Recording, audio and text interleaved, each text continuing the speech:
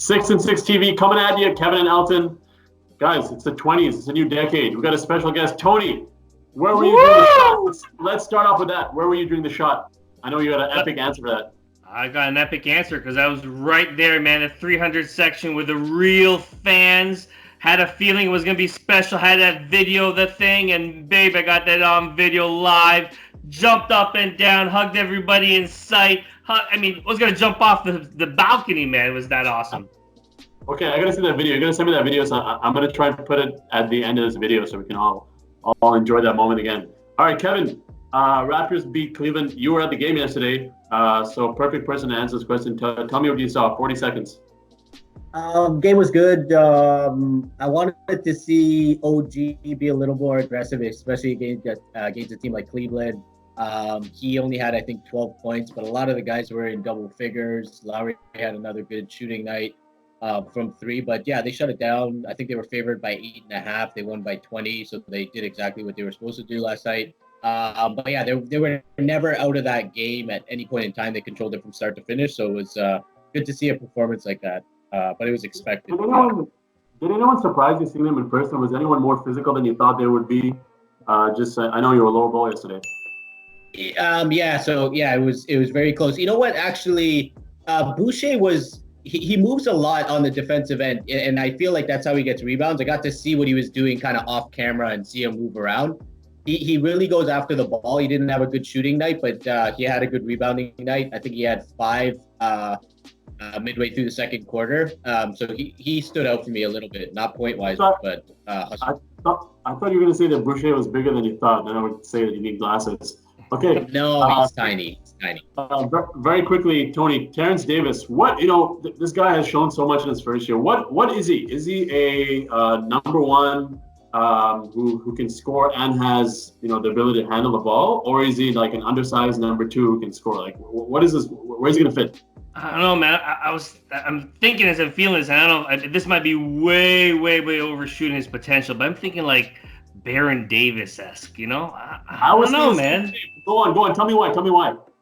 He's got the slash in motion. I actually think he's got better. He'll be a little bit better on D than Baron Davis, but man, he's the package, man, for sure. An awesome pickup, right? Underrated, 100%. Right. Okay, Kevin. OG versus Hollis Jefferson in the starting lineup. Nurse said yesterday he's thinking about the idea of maybe starting Hollis Jefferson over OG just to get the maximum out of both of them. How do you feel about that? Yeah, I think it's a good thing. OG needs to be sent a message, right? This year we were talking about, hey, if OG plays well, it's going to take us further this year, and he hasn't done anything this year, so he needs a wake-up call. And I think for Nurse to kind of shake it up and put it out there that his spot might be taken, it's going to be a good thing. It's going to need him to produce more, but someone's got to be in his ear to be more aggressive. I took a video of him last night, and he pretty much took the defender on no problem, but he needs to do that more, right? It's like he lacks a little bit of confidence on the offensive end. He doesn't know how good he is. He needs to realize that, and he needs to get his points every night. Yeah, you're right. I think he's still got the biggest upside out of anybody on the team. All right, this is what I'm looking forward to. New Year's resolutions. So I want you guys to put yourselves in whoever I mention's feet or brain and tell me what you're thinking for yourself as a New Year's resolution. So Tony, we'll start with you. If you're Siakam, what do you want to change for the new year? What do you have in store for 2020? Man, you know what? I love what he's doing. I love kind of the package he's putting together. You almost kind of feel like maybe he's got to stop the one-on-one kind of ball stuff he does, but you almost feel like you got to let him do it, man. You got to let him explore. You got to let him, figure things out so we're ready for the playoffs, right? But, so maybe he can figure out a good balance between the one-on-one stuff versus trusting your teammates. Maybe that's it. I don't know what that balance is, but he's got to figure it out. Yeah, I'd like to see more of that, face-up post game that he has turned towards a basket, and I know he's working on that little jump shot on 1 foot, a la Dirk Nowitzki. So more of that, man. He needs some more moves for sure. Kevin, Nick Nurse, what do you want to see from him? What do you want if you're him? How do you want to change for 2020? Yeah, I think one thing is sometimes he starts to use like a really short bench, and when he gets it in his mind, he's only plays like 7 guys.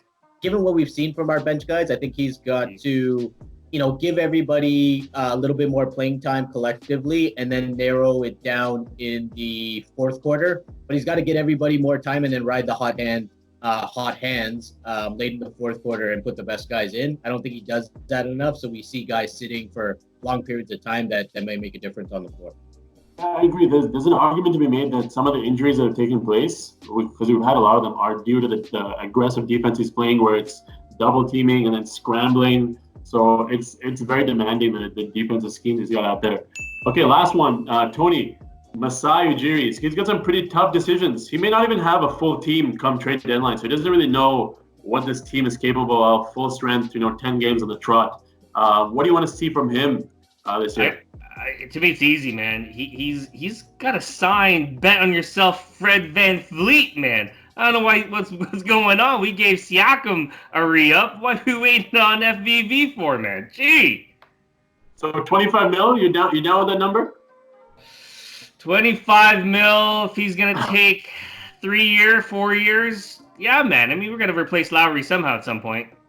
Yeah, I mean, if you think of it, that 25 mil is going to eat up into the possibility of a second max player to match up with Giannis.